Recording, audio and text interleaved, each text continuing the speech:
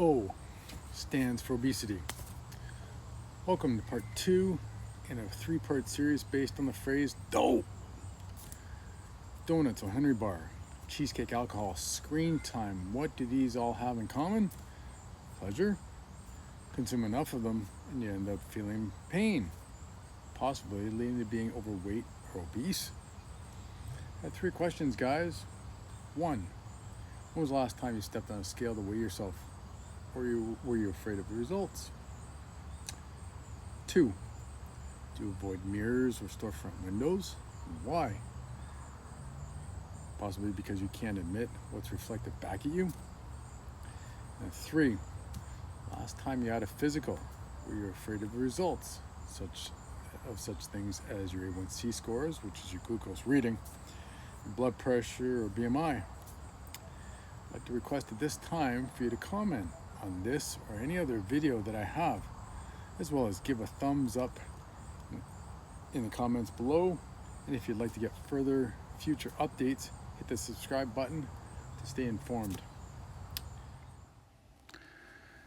According to a Government of Canada website, the report, Obesity Statistics in Canada, dated June 2025 of this year, there are key findings on adult obesity. In 2021, 29.5% of Canadian adults had a BMI classified as obese. An additional 35.5% had a BMI classified as overweight. Therefore, 65% of Canadian adults are classified in the combined overweight and obese category. Men were more likely than women to have a BMI in the overweight range, 39.7% versus 31.3%. The lowest prevalence of obesity was among the youngest, 18 to 34 years, and oldest, 80 years or older age groups. Between 2000 and 2020, the prevalence of obesity among adults based on self-reported data rose from 20.6% to 28.2%. Significant upward trend in the prevalence of obesity based on adjusted BMI was observed among adults in all age groups, all household incomes, and all levels of household education.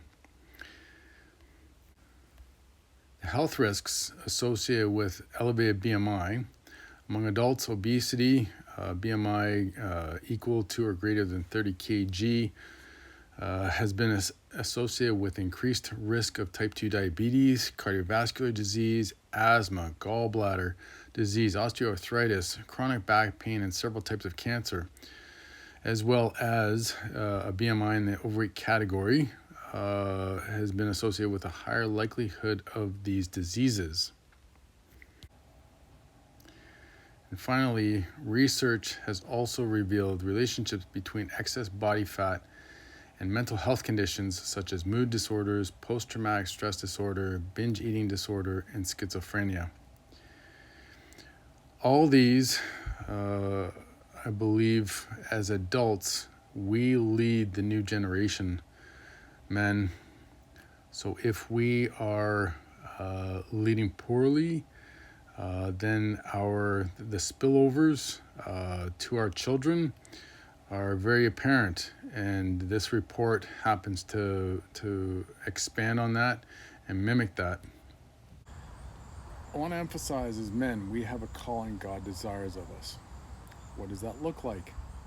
I'm painting a picture of a young boy in the Bible. His name is David, not yet king, but a man after God's own heart. From 1 Samuel 13:14. As a young boy, David's life was that of a shepherd. But as a shepherd, he had duties and responsibilities. Feed and nurse his sheep, retrieve sheep broken away from the herd, correct and even protect. Let me focus on protect. In biblical times, lions and bears were prevalent in the landscape, alongside other threatening animals, where David lived. This would indicate that eventually he would have to face them and fend them off or kill them outright. I believe that David's preparation before facing these adversaries consisted of great mind and physical training. and seeking God's supernatural strength to do so. 1 Samuel 17 records the account of David versus Goliath. Warriors then, and to this day, train with great intensity. So to be foolish as to assume that David was not prepared to meet Goliath would be false. Why insert this biblical story into a series on diabetes, obesity, and hypertension? Although that we're not boys, nor are we getting any younger, we are in constant battles against messages such as marketing ads, social media, attractions and distractions of this world, situations we put ourselves in, people we hang around with and are influenced by, which in turn influence our emotions, one of the most prevalent being stress or guilt if we say no. We're also in a battle against time, aging. I had my mentor give me great insight one time recently. He said to me, God may number our days, but we determine the quality of those days. Is God interested in our health and how we age? Are we doing a disservice to Him when we aren't taking care of ourselves? Strength is found in choosing God's way, whether you're feeding your mind, choice, feeding your spirit, choice, or feeding your body, choice. Exercise is fundamental to counteracting diabetes, obesity, and hypertension.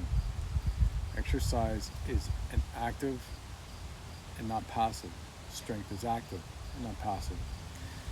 Exercise can be painful, however, if it overcomes pain from diabetes, obesity, and hypertension, why don't more guys do it? Statistics state most don't have time, but we make time for all kinds of other things, guys. I challenge all of you to overcome this onset of the terrible triad. It comes down to choice, choosing what we eat, where we spend our time, and what we spend our money on. How many hours are we given in a day? Approximately 16, guys, minus 6 to 8 for sleeping, of course. You carve out an hour or two a couple times a week to devote to intentional fitness, to build resilient bodies. How much percentage is that? Between 6 to 12%. Question, is God worth it? Are you worth it? Is your family worth it? Because once you become disabled and debilitated, your family suffers, and you suffer with losing your freedom and independence. God desires men, to be prepared for battle, so we age well.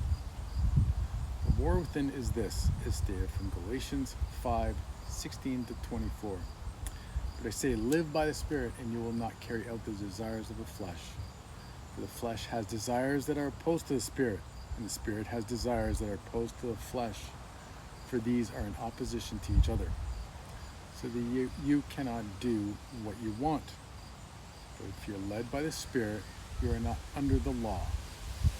Now, the works of the flesh are obvious: sexual immorality, impurity, depravity, idolatry, sorcery, hostilities, strife, jealousy, outbursts of anger, selfish rivalries, dissensions, factions, envying, murder, drunkenness, carousing, and similar things. Those who practice such things will not inherit the kingdom of God. The fruit of the Spirit is love, joy, peace, patience, kindness, goodness, faithfulness, gentleness, and self-control.